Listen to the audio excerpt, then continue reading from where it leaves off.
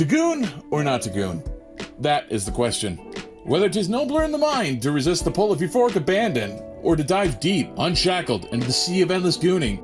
To goon, fully, freely, and without remorse. Marvel Rivals was just another one of those games that gripped the internet, proving that there was space left in the hero shooter category that Overwatch left open. I've had more fun with Rivals than I ever did with Overwatch 2, and this game deserves all the praise. Just after the disastrous launch of Concord, people were speculating if the failure was in part due to the gaming scene being bored of hero shooters. But just like how that shoddy you've been hitting up says that you're the only guy she talks to, that couldn't be further from the truth. Marvel Rivals gave what players have been begging for years now. They gave interesting characters with attractive character designs to the masses. Look, I'm just gonna say the quiet part out loud. I don't want to play a character that looks like me.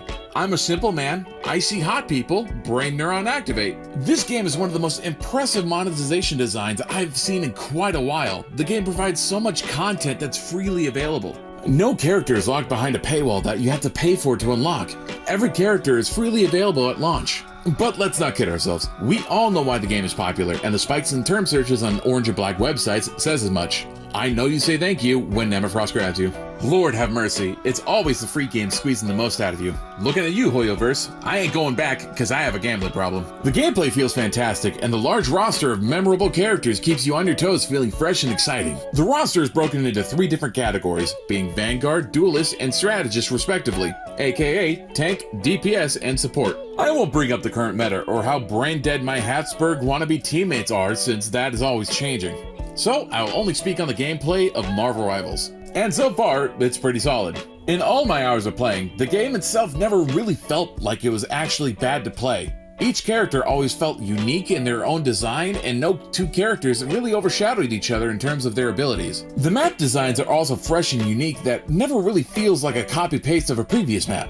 Hey, if you liked the video, be sure to like and subscribe. Or don't, I'm not your boss. But like that growing lump you're ignoring, there are some things that aren't great. Well, for starters, the new game modes often introduced are rather half-baked and unfun to play. The aggressive rank resets also leaves much to be desired, as high ranks end up in lower ranks, making it harder and harder to climb. Then it's the current matchmaking queue for quick play that seemingly works a lot like engagement optimized matchmaking. And what I mean by this is that the game looks at what your current win-loss streak is, and to make it roughly 50-50 to keep you engaged in playing the game longer. Oftentimes, when you look at the enemy team of players, more often than not, they are former Grandmaster, Diamond, and Plat players who got paired up against Gold, Silver, and Bronze players. While there's no hard proof that is yet to come out, circumstantial evidence has still got me feeling like a rat in a test chamber. Let's not gaslight ourselves like how we think major corporations care about us. Spoiler alert, they don't. Like most companies, this game cares about money at the end of the day. More popular characters will get more attention with skins and push back balance patches. Spider-Man, for example, has 3 legendary skins over 60% of the rest of the cast that doesn't even have 1. J. Jonah Jameson was right about Spider-Man. He is a menace to society. But for all my gripes and problems I have with the game, I still find myself going back and playing with it with my friends every night, and I will still continue to do so. The matchmaking time is next to none, with a constant inside joke from my friend group that if it takes longer than 2 seconds, the game is dead.